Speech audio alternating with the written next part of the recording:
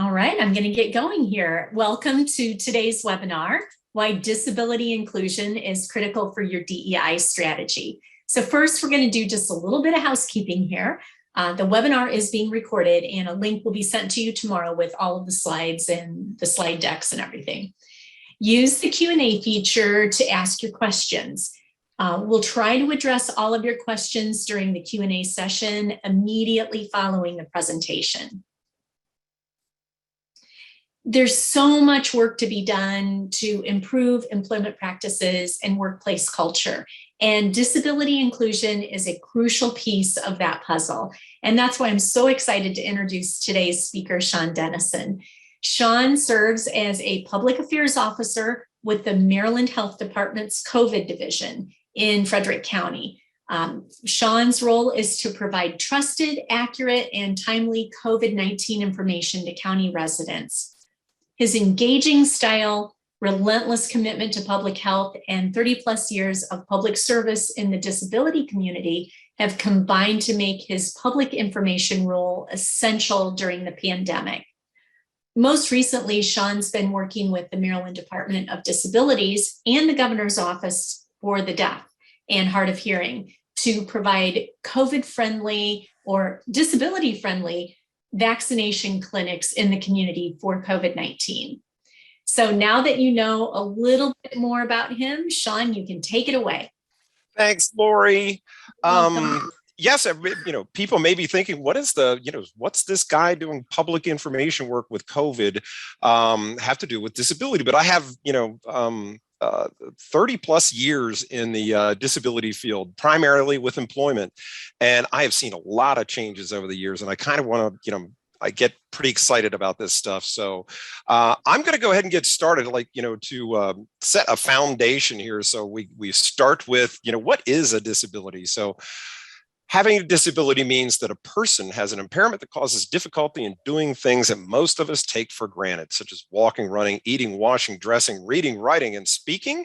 Impairment and often refers to a loss or difference in how a body part works. For example, partial sight, blindness, paralysis of an arm or leg, or hearing loss or speech disorder. And there are many reasons people have a disability, and a disability may be the result of an accident, a disease or condition, a birth defect, or simply the result of getting older. What comes to mind with this is that disabilities, if you think about it, you can join the disability community at any point in life. You may have been born with a disability, but because of an accident, because of some other condition, you will become part of the disability community. And also, when I think about it, especially from the perspective that I have with the health department. Very early on in the pandemic, I'll say the vaccine rollout, first people that were eligible were seniors, and they would differentiate and say 75 years and older, 65 years and older. And what you find is, especially if you think about it, if you're in a long-term care facility or you were just simply aging, you probably have a disability, because I think the percentages are like 99% of people 75 and older have some type of disability. But that kind of gives you an example of disabilities. So let's go into the United States and how disability impacts all of us. 61 million adults in the United States live with a disability. And we'll go into what those disabilities are and how they're determined. And you can see that counts for 26% of adults in the United States have some type of disability, predominantly in the South. For whatever reason, and there might be some contributing reasons, some societal, economic, those kind of reasons that disabilities may be more prevalent in that region.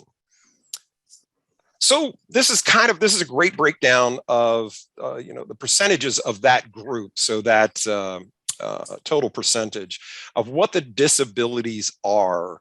13.7 have a mobility issue, so serious difficulty in walking or climbing stairs, most commonly seen with people who are who have wheelchairs or use wheelchairs to get around.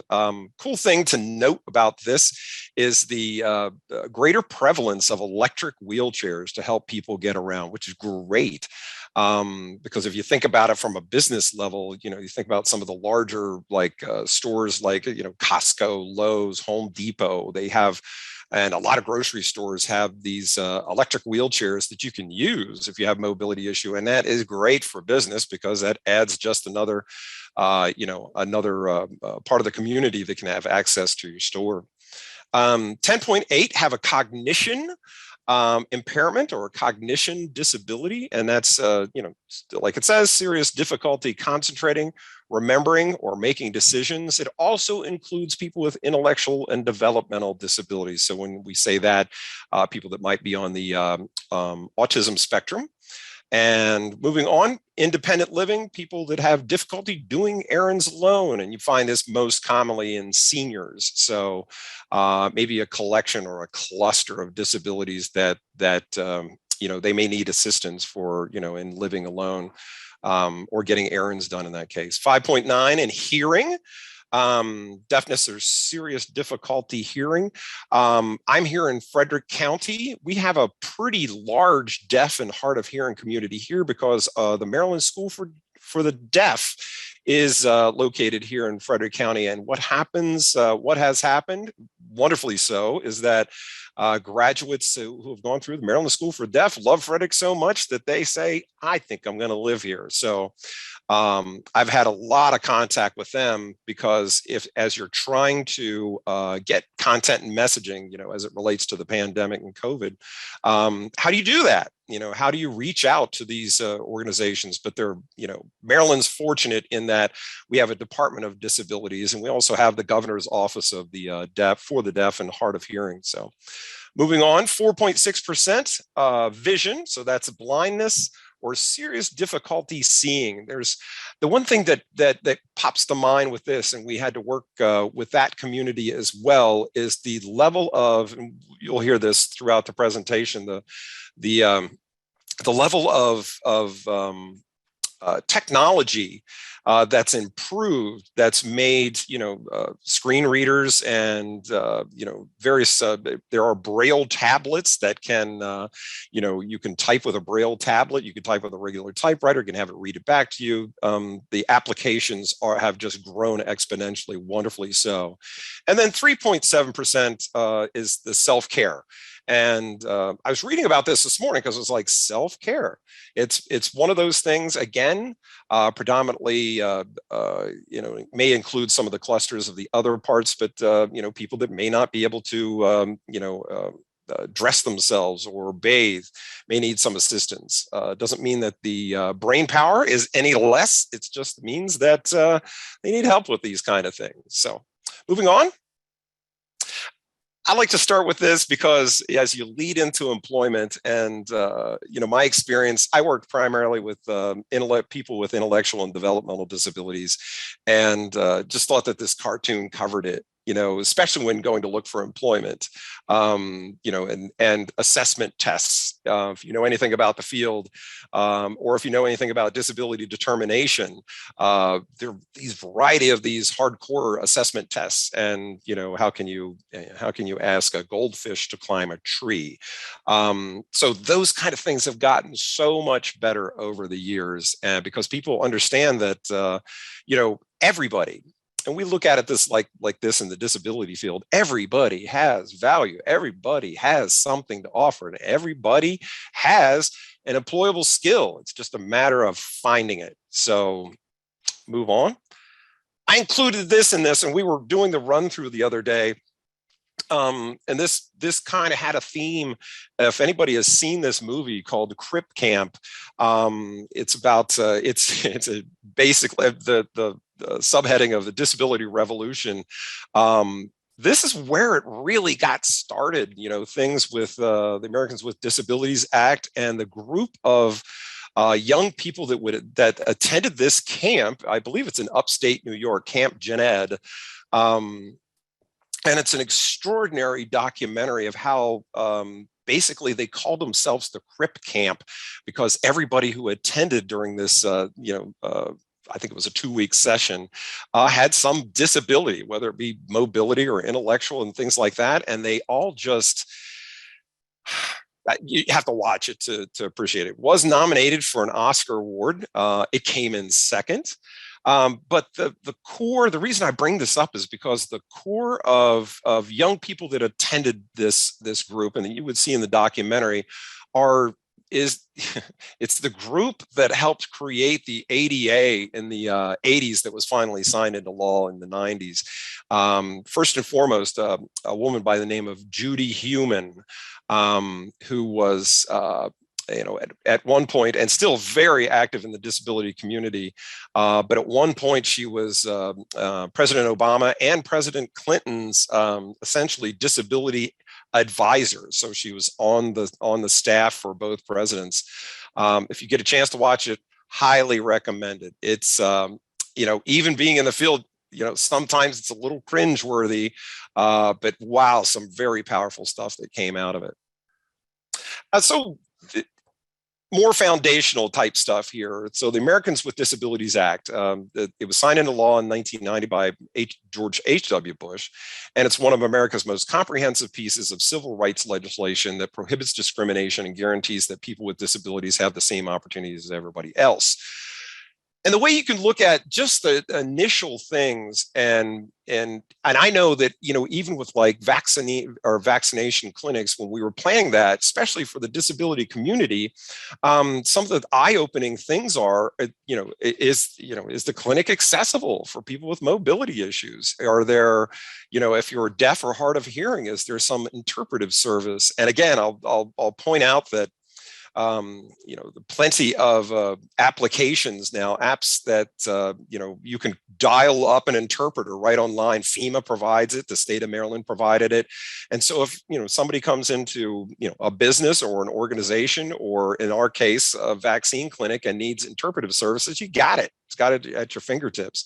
But little things like curb cuts and, some of the crossings that beep, or the crossings, you may have seen some of the road crossings, or you may have heard some of the road crossings that say, stop, go. And those things are incredibly important. It opens up your entire community and gets everybody, gets more people involved. Think about all the different ways that, if you can access your community, there are health benefits for that because you're out walking around, anyway, you can visit businesses. So we move on. So 4 goals of the ADA. The ADA has 5 separate acts, the number 5 being kind of a miscellaneous one. But the goals of it, equal opportunity, full participation, so getting everybody involved, being inclusive as an overall society. Number 3, independent living. Number 4, economic self-sufficiency, which is huge. Because if you think about it from, a community standpoint, the more people you have economically involved and the more people you have with economic self-sufficiency, the better and the stronger the community is. So I like this. The ADA is referred to as the Emancipation Proclamation for the Disabled. You can look at it as that is what it is. For the disability community, I'll back up and say that when I first started in the field, I worked primarily, like I said, with people with intellectual and developmental disabilities, and there were still people with intellectual and developmental disabilities living in institutions, for lack of a better word. There was a whole deinstitutionalization movement in the 70s and 80s that was still going on. So if you had one of these disabilities, you were basically lumped together with very, in most cases, very poor conditions. But anyway, thank goodness for moving out of that. And also moving into, and we can refer to this, or I'll refer to this later, things happening with school systems. I mentioned this quite often, that it's so cool to see, a generation of people now in their, 20s, 30s, and 40s, and even as old as me, that remember having, people with disabilities in classrooms with you. This is going. This is for me, being my age and seeing this transformation. It is incredibly awe-inspiring to know that the positive impact that whatever word you want to use it, mainstreaming or getting people with disabilities in classroom along with everybody else. I mean, it's helped tremendously because it's bred generations of people that have a full acceptance of people with disabilities. So Title I, the one that, the only one that I'm going to go through for this purpose is essentially the employment one. So this is the Title I of the law. It's telling you that no covered entity or employer shall discriminate against a qualified individual because of a disability. And then it covers the, whatever entities that are covered by that. It used to be that it was 25 or more employees when it first was signed into law in the 1990s. And then in 92, went to 15 or more employees. And it's always good to have a law as your background. It helps some people get moving in the right direction. I like to think, we were talking about mask mandates before this webinar starts. I'm kind of more of the belief that, a mandate's one thing, but goodness saying, a little bit of guidance, a little bit of demonstration, a little bit of showing the positive of having people with disabilities in a workplace or work setting, much better way to do it. But, I understand the teeth of the law because it forced the move, which in the end turns out to be great. So I want to go through, it's always good to start with a little bit of statistics because it shows how glaring people with disabilities as compared to people with no disabilities in the workforce population. You can see this chart. This is from 2019. I actually think the people with disabilities not participating in the workforce has increased over the pandemic, but it's pretty glaring. And in going through all this information, when I get a chance to present this information, at least from my experience, people with disabilities, when you see that they're, not in workforce, that's, meaning they're not collecting unemployment. They may be collecting some other types of services, but not being employed. And I can tell you from the majority of my experiences with people with disabilities, they want to work. They want to be able to be, to provide for themselves or in some cases for their family. When we were talking about in the beginning that you can join the disability, community at any time because of an accident, because of, other things that might have happened to you. So in a lot of cases, it's people who want to work. And we'll go into, near the end of this of how do you reach out to that? How do you find these people that really want to work? And how do you know their skills and their abilities, their interests? But it's good to get started because then it gives an idea of the people with disabilities in the workforce. So building, this is for businesses primarily, but any organization. So how do you go about building an inclusive environment? So number one, if you want to be inclusive, you employ people with disabilities. And like this says, organizations that ensure that persons with disabilities are represented in their workplace. Beyond hiring, employers should implement practices that encourage and progress persons with disabilities. And these stories that go along with this are fantastic. And you read the one about autism, and the one of the number of years ago,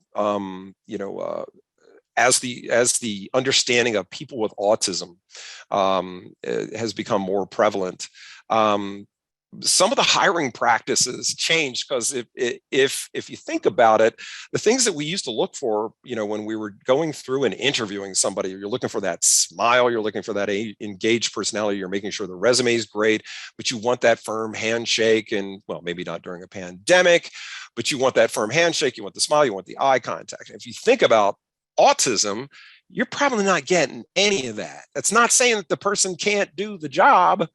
especially, and it's, I don't want to stereotype, but it does have a prevalence. The first people to understand this were people in the digital engineering, where they understood that some people on the autistic spectrum, not everybody, but some people on the autistic spectrum had just this incredible ability with numbers or patterns or proofreading, understanding the logistics or the intricacies of a language. May not be able to speak it, but they would understand. They could find defect. And companies that started to recognize this really flourished, because you have these essentially innate experts, or people that can learn incredibly rapidly. May not be able to shake your hand or may not look you in the eye, but they have a whole lot of skill and ability depending on the field. So let's move on to number 2. Enable. And I'll just read this and paraphrase, but leaders must provide employees with disabilities with accessible tools and technology and or formal accommodations program. Consider cultivating greater awareness through formal training programs for those without disabilities to learn about the tools and accommodations available for better integration across teams. And this is, and I've done a lot of this over the years too, is you're basically, if you have a person with a disability in a workplace, talking to the other employees and say what it's going to look like, or, engage in those conversations with existing staff or employees. And in most cases, people with disabilities are going to want to, they want to talk about it. And if they don't want to talk about it, good. Just make sure that the team recognizes that, we're all individuals with individual likes, dislikes, but in a business, we got to work as a team. So harnessing all those things together and being able to talk to other staff about disabilities in general. And there are lots of organizations, we'll see this right at the end, that can help with some of these conversations. Engage, foster an inclusive culture throughout the organization. Companies must generate awareness building through recruitment efforts, disability education programs, and grassroots-led efforts. For example, employee resource groups and events. The National Wheelchair Basketball Association, the story that goes along with this, or the quote that goes along with this, is really great, because make it fun, interesting, make it healthy. There are ways to do that, and again, there are organizations that can help any business with this kind of stuff, and they want to help. And number 4, empower. Companies must offer mentoring and coaching initiatives, as well as skilling, reskilling programs to ensure that persons with disabilities continue to grow and succeed. Persons with disabilities should occupy roles at all levels, including top leadership positions. When I read this, I think of Judy Human, the woman, one of the main characters in Crip Camp. In we've become friends since the pandemic and since Crip Camp, because we presented together. But just listening to her tell the story of, like, in the 50s, of her mom essentially dragging her wheelchair up the steps to her school in order to get the principal to accept her as a student. And look what she became. She became essentially the disability rights icon in the country. All right, we're going to move on. 4 ways to hire for disability inclusiveness. Number 1, with almost anything that has to do with disability, or not disability, but diversity, equity, and inclusion, create that inclusive culture. I've experienced so many different work cultures throughout my years of experience, and the ones that there are some that just stand out as having such an incredibly inclusive culture. And what's really cool about this, from a return on investment sort of way, is that I use Wegmans, for example, because Wegmans, the grocery store chain out of New York, has moved down a good portion of the East Coast.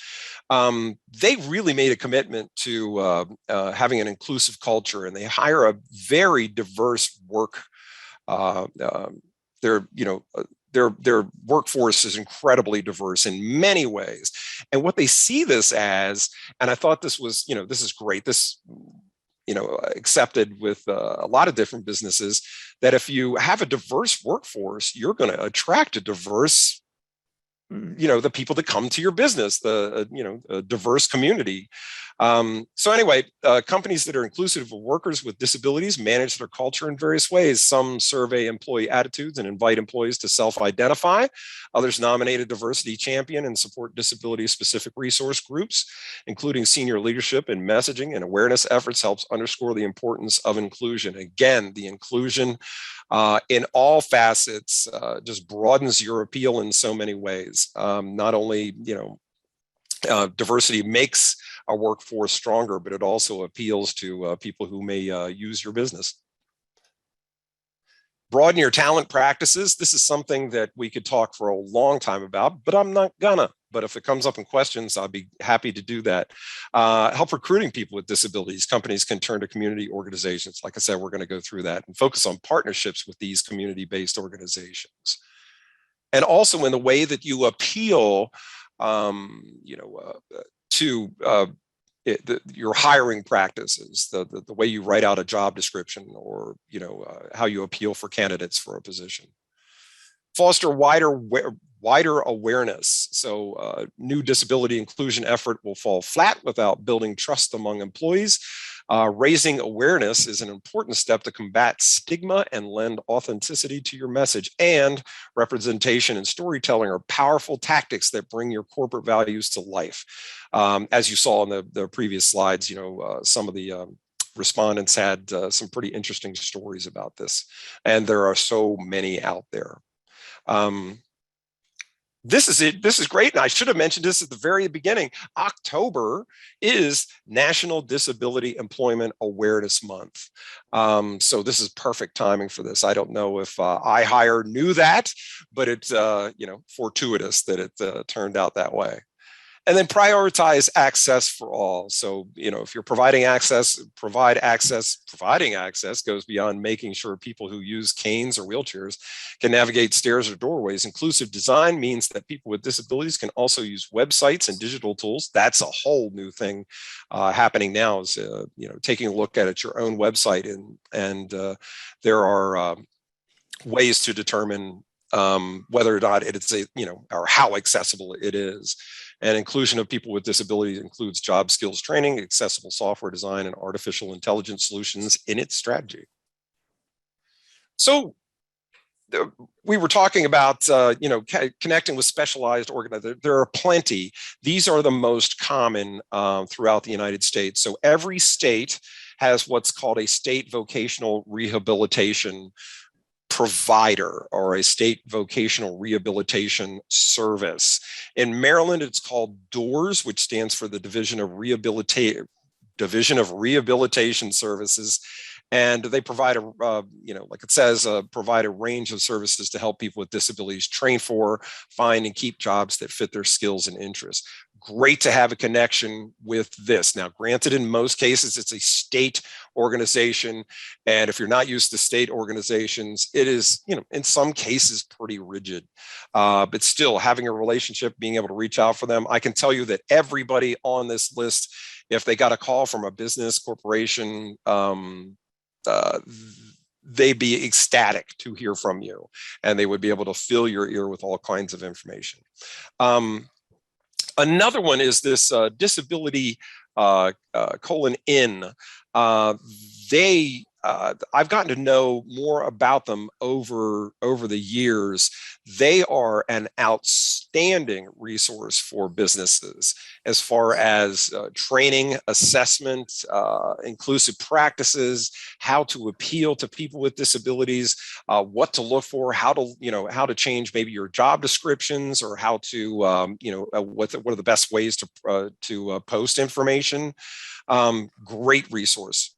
American Job Centers. I know in Maryland, I don't know if it's this way across the United States, but nearly every county in Maryland has what's called an American Job Center. And it's a combination of a job posting service, and then another component that represents people who are looking for jobs, and in many cases, people with disabilities. Social Security Administration's Ticket to Work. This is probably the one that I have the least familiarity with, but it's essentially has to do with many people who have certain types of disabilities collect what's called supplemental social income, SSI, and then Social Security Disability Income, SSDI. And what comes with some of that is what the Social Security Administration calls a ticket to work. And that is essentially for the person with a disability, kind of a fast track to training and job search and job matching. And then the the Employer Assistance, Network on Disability, another very similar to Disability In. They can help in a variety of ways. Help you find, talk to you about strategies to appeal to people with disabilities, for your business, for your hiring purposes. All right. And then something that was near and dear to me, especially in the intellectual and developmental disabilities field, this thing called customized employment. It was originally created for, like I said, for people with intellectual and disability or developmental disabilities. And in a nutshell, what it was able to do is to take these people with, in some cases, what we call severe impact of disability, find what they're really, really good at, find what their skills and ability are, and really work through this. Like in the procedure or the process that I used, we would look for internships and apprenticeships for something that somebody showed us a certain proclivity to, or had the ability or skill or interest in it. And try to get some people some work experience to kind of build resume, because a number of the people in this that I mentioned with intellectual and developmental disabilities don't have much of a resume. So if you ever hear the term customized employment, or you're working with a provider, a disability provider, and they mention customized employment, know that they've gone through a pretty exhaustive process in order to understand what their job seeker is looking for and what they're able to do. It is part of the Workforce Innovation and Opportunity Act. So it does have some teeth to it federally. And it's, I know from experience, and I'll probably end up talking about it for part of the Q&A, that the practice has just been outstanding. And it definitely matches job seeker strengths and conditions, like it says, under which they will be successful, and their interest to the needs of an employer. So again, if you ever hear the expression customized employment, know that hopefully that the people on the other end are pretty well versed and have done their work with this, because it's pretty exciting. And that brings us to Q&A. Right. How are we doing this?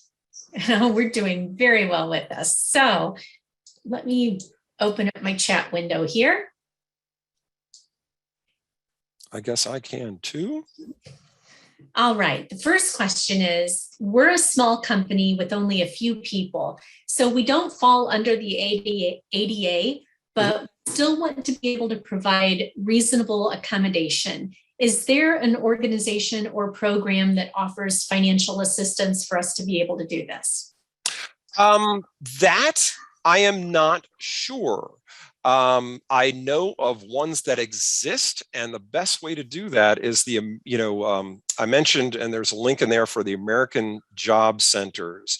It depends regionally, location wise, if they can locate or find financial resources that can help with accommodations. I do know that when you read about reasonable accommodations, and that was the big fearful expression when this first got started, because employers thought, oh my gosh, I'm going to have to spend so much money to make for reasonable accommodations. Apparently they range around $500 in most cases. Can be as simple as something like if you hire somebody who's in a wheelchair, they may not be able to fit under a desk. So it's essentially putting a desk up on some lifters or a block, that kind of thing. So in most cases, reasonable accommodations are very, very minute. Oh, that's good to know. Could you suggest specific language we could include in our job ads to attract workers with disabilities? I think more, being able to include at least, language that says that, that you are an inclusive environment for people of, you could see these kind of things in job application or in job announcements already, race, color, ethnicity, those kind of things, and include disability in that. That alone opens the door, especially when, if somebody is looking for work and they, they Google whatever their skills or interest or the type of work that they want to do and Google disability at the end of that, yours will pop up. Just make sure that that's included somewhere, that you are, trying to think of some good language for that, that you, disability friendly. We think about that, with, I know with vaccine clinics, we wanted to make one, we designed and we got with the Maryland Department of Disabilities to organize and coordinate disability friendly clinics, because we knew that, especially early on, as we were all scrambling to try to figure out where to, how much vaccine we were going to get, and all the other components that, some people with disabilities were really like, oh my gosh, I'm not going to go there, it's going to be crazy. So we, tried to communicate into, various disability community here in Frederick and across the state to make the experience a lot easier, for people with disabilities, so that the fear wouldn't be there.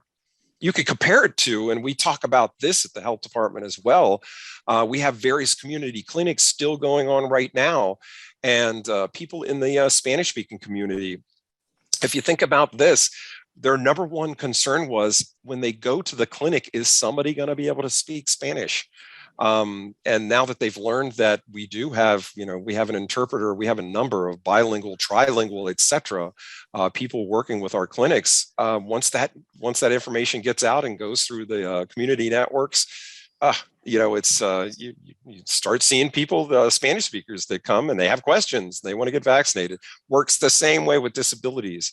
Once an organization or a company, begins to either reach out into the disability community for employment for their workforce. Once that news gets out, you become a disability friendly employer. So just like one of the slides was talking about inclusivity. Do you have different companies that you can really give a shout out to that do a great job with hiring disabled people? Yes, I'm gonna shout out, and I already mentioned them before. Wegmans, as far as large companies go, the ones that I've worked with, Wegmans and our own government, our own county government, and Maryland state government, for that matter, very, very inclusive.